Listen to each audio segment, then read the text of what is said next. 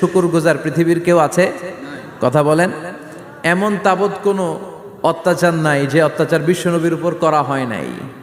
বিশ্বনবী মক্কার জামিনে যখন দাওয়াত দিতে লাগলেন, ওনারে পাগল বলা হতো, তুমি পাগল, বলা হতো মুহাম্মদ একটা কবি, বলা হতো মুহাম্মদ হচ্ছে গণক।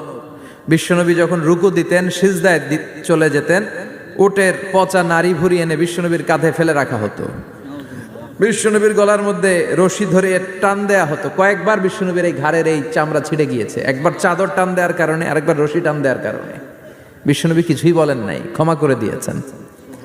যেই মক্কার শত্রুরা বিশ্বনবীকে মক্কা থেকে বিতাড়িত করেছেন, এবং যেই রাতে উনি হিজরত করলেন, মাইগ্রেট করলেন, উনি কেঁদে কেঁদে বারবার মক্কার দিকে ফিরে তাকায়, আবার যায়, আবার ফিরে তাকায়, মাতৃভূমির মায়া ছাড়তে পারছেন না।